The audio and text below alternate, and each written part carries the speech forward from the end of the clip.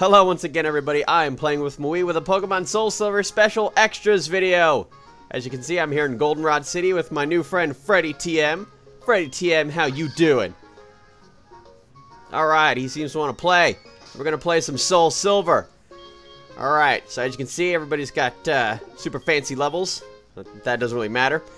So this video basically is some extra features that I didn't really get to put in the playthrough, as well as some extra stuff that people wanted to see that I didn't get to put in the playthrough. So first and foremost, we're going to be moving on over to the daily siblings. Now in the playthrough, I did get to meet Arthur of Thursday and Wesley of Wednesday. So now we're going to go in order, starting from Sunday, and that's Sunny of Sunday. And Sunny of Sunday is on Route 37, wasn't it? And she'll give you the magnet.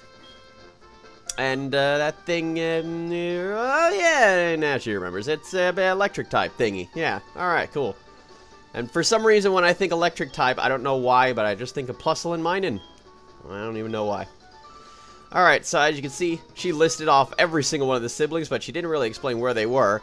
Now, there is a house, I can't remember if I put it in the playthrough, on the way to Victory Road, that it's the siblings' houses, and it tells you where they are. Now, this is Monica of Monday. She gives you the sharp beak, and she's on Olivine City, off to the west. And this is Tuscany of Tuesday, and she's on Route 26. It's the first route that you hit up. What was it, 28? 29? Now I can't remember. Anyway, she gives you Twisted Spoon. That's for Psychic types. Yay, Psychic types! Frida of Friday. She'll give you the Poison Barb, and she's on Route 32. All the way at the south end where the Pokemon Center is. And, yeah, Poison Barb. It's pretty neat. Santos of Saturday. He is legitimately in Blackthorn City. And he gives you the soft sand. That's for ground types. Yeah, it'll startle you. He seems like the quiet one of the group. So now we're moving on to the next segment, and that is getting the Kanto starter from Professor Oak. Now once you collect all 16 badges and defeat Red, then you can go and talk to Professor Oak, and he'll let you choose one of the Kanto starters. Sweet. I love those guys. Alright, let's check him out. Well, if Professor Oak would stop talking. Yeah, you don't see him very often in Kanto. Great. Alright, let's move on. Here we got Charmander. Ah, Charmander. Everybody loves Charizard. What do we got here? Squirtle. Maybe not. I believe I will go with the Pokemon that I chose the very first time I ever played Generation 1. That's Bulbasaur. Bulbasaur! Bulbasaur, get! You know, I don't think I've ever... Oh, yeah, no, I did say that, that from time to time in the playthrough. Anyway, so now we're going to nickname this Bulbasaur Old School. In before people join Team Old School. Although I gotta admit, I'm on Team Old School, if you catch my drift. Anyway, alright, so now look at him. Daw. He scatters things often. How interesting to know. Alright, I say we put him up in front. See what he looks like. Let's have him follow. Oh, look at how small he is. Oh my god, it's been forever since I had a Pokemon that small. Alright, so that's pretty awesome. I love Bulbasaur. I think I picked Bulbasaur because, you know, I had Fireball and I was like, you know, I might as well pick the one that, like, he's super effective against or something. Alright, anyway, so we're moving on to part 3 here. And this is getting the Red Orb from Mr. Pokemon. Now, if you're playing SoulSilver, you'll get the Red Orb. And if you're playing HeartGold, you will get the Blue Orb. And if anybody's familiar with Generation 3, namely Ruby and Sapphire, you will recall that the Red and Blue Orbs are used to summon Groudon and Kyogre. But we'll get to that in a little bit. Not too soon. Yeah. Alright, so I'm a proud champion. Yeah, you know, I gotta say, yes I am. And once again, we got Freddy TM back here. Freddy TM, Grace in the background here. Moving on to segment 4. Today's Tuesday, so that means it's the bug catching contest. I remember a few people suggested that I do the bug catching contest in the playthrough. Unfortunately, I couldn't. And another thing was, it wasn't really, like, necessary to complete the game, so, yeah, that was another reason why I didn't. Alright, so I'm only allowed to use one Pokemon here, and that's my first one, so we're going to be using Freddy TM here. Going to be using Freddy TM in battle. First time ever! And he gives us 20 sports balls. which is basically, it's just a Pokeball with just an S on it, basically. Alright, so we're running on in that grass. Holy crap, the first one's a Scyther! Sweet! Go Freddy DM, go get him! Alright, let's see how this goes. Now you see, Freddy TM's got himself a pretty awesome moveset. Unfortunately, he's got pretty much 3 of his attacks will KO this Scyther in 1 hit. So, we're gonna go with some toxic action here. Badly poisoning that Scyther. Showing him who's the boss. He thinks he's gonna do wing attack and get somewhere, but he's... Oh, sorry, she's not going anywhere. Trapped. Now, I was wondering, like, you know, because I wasn't really too familiar with Generation 4's bug catching thing. I didn't know if it was changed. And another thing was, I really didn't do the bug catching contest for some time. I didn't remember if they could run away. So, decided to throw that sports ball. What do you know? I caught it! Sweet. God, it hardly did any damage to it. Oh, well. Hey, who cares? At least I caught him. Her. Whatever. Shut up. Alright. It leaves only a blur. Man, people love Scyther. Such a badass Pokemon, I'm telling you. Alright. So let's move on now. It shows the Pokemon that I caught last on my little screeny there on the right. Now, I found me a Paris here, so I decided, okay, I'll give it the same treatment. Do a little Toxic. Do a little ball throwing. Catching that bad boy. Man, same exact setup as Scyther. Now, I didn't really realize that this was going to happen. Unfortunately, you can only have 1 Pokemon to decide from to cash in at the end. So I said, well, if that's the case, then screw this. I want to just give up. Might as well. Alright, running out of that grass. Luckily, not running into a Pokemon. There we go. Alright, yes, I would like to finish now with 18 minutes left. Don't question me. Alright, now we're going to judge. We're up to the judging. Man, this is moving really fast. Picnicker Cindy caught a writhing Kakuna. Nah. Bugcatcher Ed. A wriggling Scyther. I didn't know Scythers could wriggle, but sure. Ha, wriggle. Toho. Anthony's the winner! A whopping Scyther. Sweet. Whopping. Alright, I don't even... you know, I honestly don't know how the points work, but, hey, I won. What do I care? And I got a Firestone for my valiant efforts. Yeah, might as well give it a nickname, you know. I'm friggin' giving nicknames to every Pokemon I've caught so far. I decided to call it Hacky. I was gonna call it Slashy, but then I decided to call it Hacky. And that's a shout out to anybody who's familiar with the Dragon Nest. Slashy and Hacky. And Stompy, that's the other one.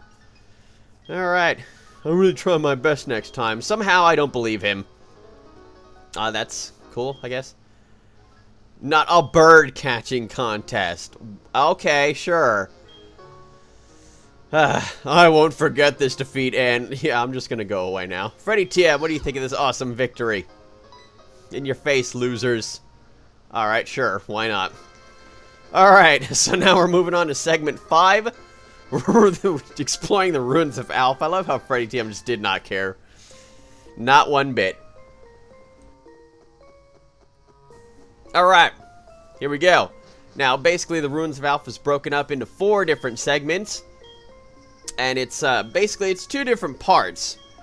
So, after talking to this lady, she explains what to do. Now, basically, one of the 2 parts you can do in each room is this, puzzle figuring out thingy. As you can see, first we got a Kabuto.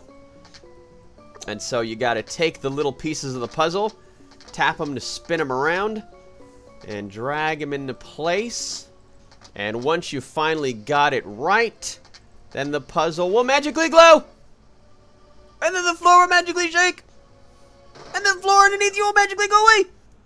And then you fall like 100 million miles to your doom. No, not really. There's no fall damage in this game, so, you know, whatever. But just imagine that, you know, I fell, broke both my legs, and this guy just walks up to me and he hands me an unknown report. I need an ambulance, not an unknown report.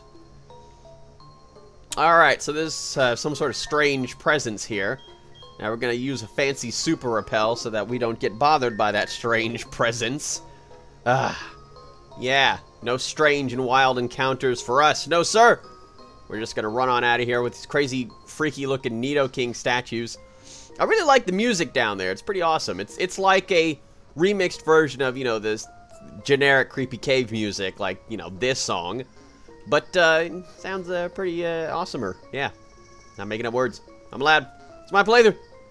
Alright, so escape. Now, basically, these word things on the wall will give you a hint about what you're supposed to show or use in front of it. And this time it was an escape rope.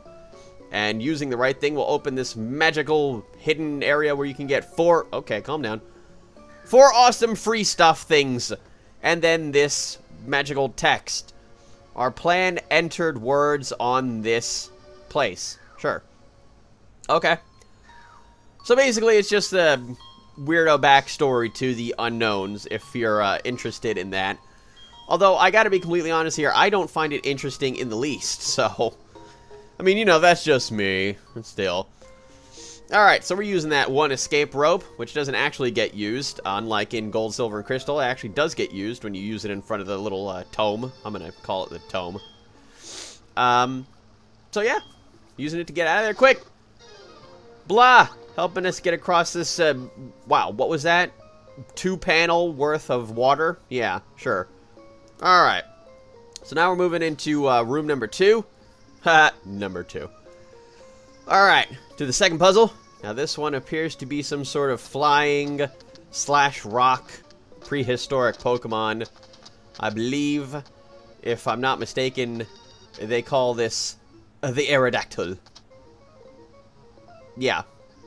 I've always noticed how Aerodactyl kind of looks like Charizard, but I guess that's just me. Maybe not just me. You know, maybe other people think the Aerodactyl look like Charizard a little bit. I'm thinking, you know, basically the head. You know, you get like that big horn that comes out the back of the head. Anyway. Alright. There's another Pokemon that maybe could have been a dragon type, you know? Aerodactyl. Who knows? Alright. Super speed. Okay, now this one says light. So we're going to go into our Pokemon here. We're going to use... OMG! Without segment inputs! Use Flash. Alright. Shiny Ho-Oh. Yes! Ah, Shiny Ho-Oh. And Flash is the secret to opening this one. Now, I know I don't really pick up any of the items, but I'll list them off for anybody who's wondering. Now, our plan created Pokemon statue outside. Alright, that's some good English. Alright, now let's get ourselves out of this crazy wacky place. Into the hole of the open floorness. All the way down to a magical time skip. Alright. So now I'm in the Union Cave, and I'm here with Hacky, who's an awesome Scizor. Yeah, he's awesome now. I mean, she! Right. Shoot, sorry. I always think of Scyther and Scizor as male, you know, because they're super badass looking. Alright, so basically to get to Chambers 3 and 4, you gotta go through the Union Cave. Now, it's basically the north exit. And then you want to go to that area where I found where I found bats in video games. And from there you'll be able to surf, and then from there you'll find magical secret exits, and then they'll take you to the place of the Ruins of Alph. And yeah, they also happen to have trainers. I don't know why. Psychic! He's got a driver rig! This is gonna be easy peasy. Hacky, go get him! With the fancy Iron Head. Sure, why not? You can use anything, basically. Well, except for False Swipe. But, you know, False Swipe is something different altogether. Alright, man, that was quick. Didn't even need any super speed. Look at me getting tongue twisted. Alright, so basically, now this is Chamber 4. I kind of messed up and went a little bit too far than where I was supposed to go. Now, in Chamber 4, we got fancy with the legendary flying and fire type birdie Pokemon. Yeah, the one that is shiny. For me. And nobody else. Alright, so there we go. Finishing that puzzle. And then magical floor opening thing. Super cutscene. Awesome. Yeah. Alright, so we're going to time skip that. Move right back on into Chamber 4. Now, this is just... Wow. Ho-Oh is the clue. Basically, all you have to do is have Ho-Oh in your party. And then there you go. Magical Chamber of Awesomeness. Into the magical floor we go. There's a lot of magic here, I know. Need to walk with them. We leave here for the sake of them. Alright, sure. Whatever that means. Alright, so now we're going to move on to Chamber 4. Now, I'm going to list off the items that you can get in each one. Now, in Chamber 1, you can find a Heal Powder, an Energy Powder, Oran Berry, and a Pecha Berry. In the second chamber, there's a Heal Powder, an Energy Root, a Moonstone, and a Citrus Berry. And also, as you can see for Chamber 3, you need to have Strength. In the third chamber, there is a Stardust, a Star Piece, a Mystic Water, and a Lepa Berry. And you want to be kind of careful here because, well, you know, one false move and you might actually walk off of this fancy cliff here. You got to be really careful. I really hate that they did that. And in the fourth chamber, there is a Revival Herb, a Charcoal, a Lepa Berry, and a Life Orb. Now, originally, I had intended to put the Ruins of Alph in the playthrough because I wanted to, you know, show where Espionage could get that Life Orb. And the clue here was water. You need a Water Stone. But I quickly found out that the Ruins of Alph was a little bit more annoying than I thought it was going to be. So I decided to just save it for this fancy side features thing video. Sure. Whatever you want to call it, man. Alright. Now, this is one freaky-looking Ammonite. Now, I could swear that, well, as you can see, I'm kind of having trouble because I had a really big problem with the eye. I was like, alright, you know, like, I see his left eye, but where's the right eye? I don't see it. I don't see a right eye. Alright. Yeah, having serious trouble here. Oh, there we go, finally. Oh, no, now I see it's from the side. Oh, yeah, see, I thought it was sort of like an angled sort of thing. You can see both eyes, and he's kind of looking to the right. Wow, there was a magical Lyra call there at the last second. No thanks. Alright. And in the third chamber, it says they possess power to sense with mind and... What is it now? They possess power to sense with mind and reject outside. Alright, sure. Alright, so that's it for the Ruins of Alph. Okay, maybe not. What are we going to run into? Oh my god, it's an unknown! I never would have expected this. Go, Hacky, do something about this. Save me! Get him with False Swipe. Whack. Now, I remember when I first used False Swipe. Oh no, he's using Hidden Power. The only actual move he can learn. Wow, and it happened to be one that's not very effective. Good for him. Alright, might as well. Toss a fancy Pokeball at him. He's only level 5. I really don't see any trouble with this, considering he has literally 1 HP, and he's level 5. Yeah, that was pretty much to be expected. Alright, so we got ourselves a fancy unknown. Fancy Unknown's data was added to the fancy Pokédex. Its flat and thin body is always stuck on walls. Its shape appears to have some meaning. Yeah, it's a letter. I might as well give it a nickname to it. I wonder what I could call it. Yeah, might as well. Alright, so now we're moving on to segment 6. And this is the Clefairy's Mount Moon Dance. This is probably the best one ever. Look at all the Clefairies. Now, to watch their magical dance of awesomeness, you have to come here on a Monday night, and you can watch them party under the light of the moon. You know, it's always been speculated that Clefairies come from the moon. I want to know what you guys think. Do you guys think that Clefairy came from the moon? Tell me. I want to know. Oh no, one of them spotted me. Crap, they're all running away. Get back, you Clefairy. I'm going to catch you. Get back here. Oh, that one's slowing down because they had to take a dump. All right. Well, let's go find out what's inside that dump. Looking on over. And it's a moonstone. Alright. Big surprise there. Alright. That was pretty neat. I like this song, though. It's pretty much like the same 6 notes over and over, but I like it. It's neat.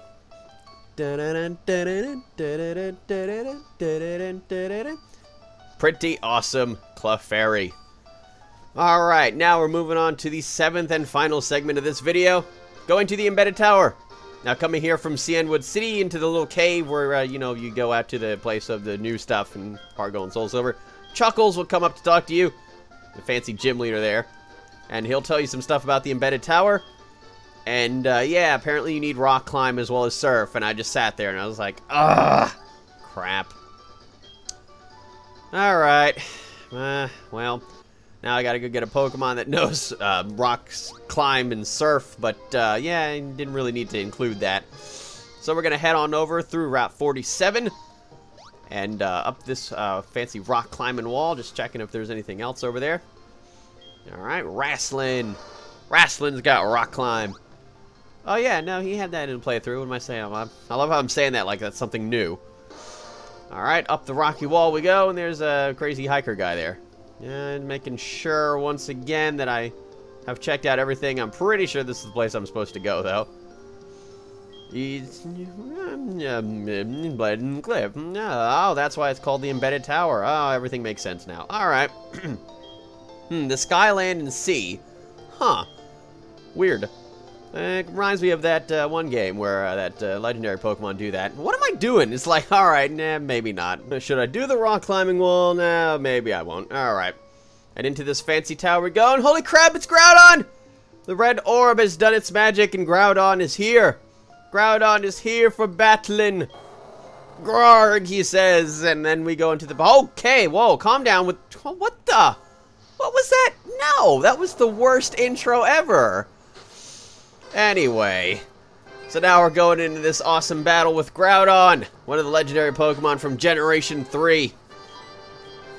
So yeah, we're gonna just quickly start out with a quick ball, see if that can get us what we need, and of course it doesn't. Alright, fine. Sure, okay, so yeah, he's got Rest. I see this going very well. So he's got his fancy Drought, that special ability that he has, and he also has Rest.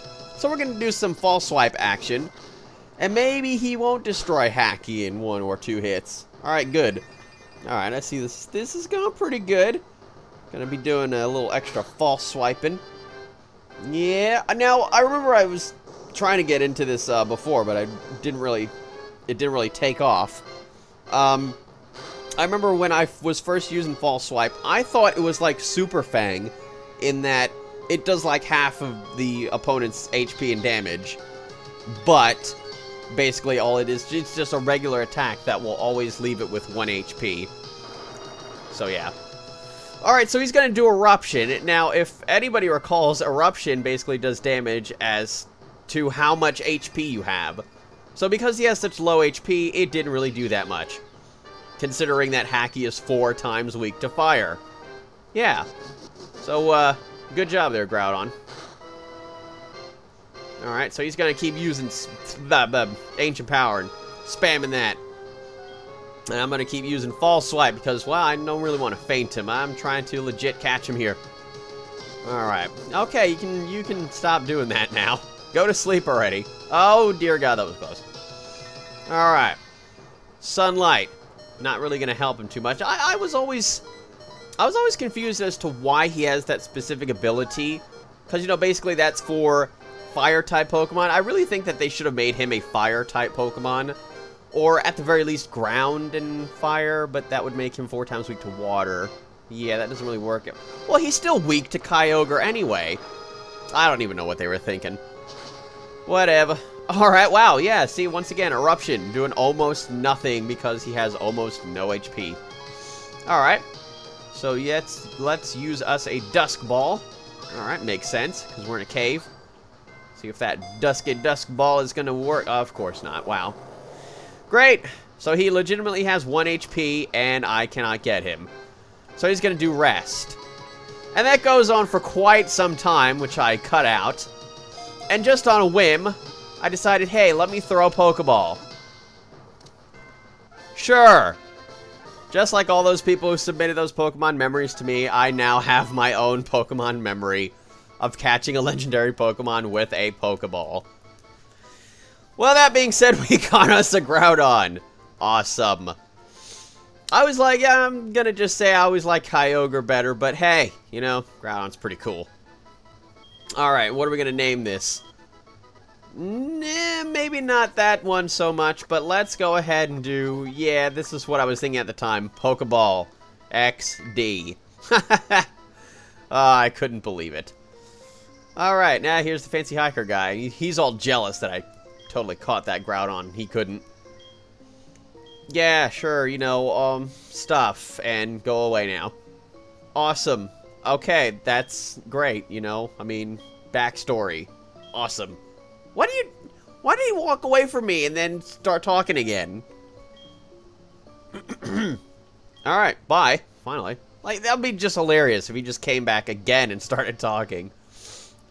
You know, I actually thought that, like, you could go up those platforms or something, but no, I guess.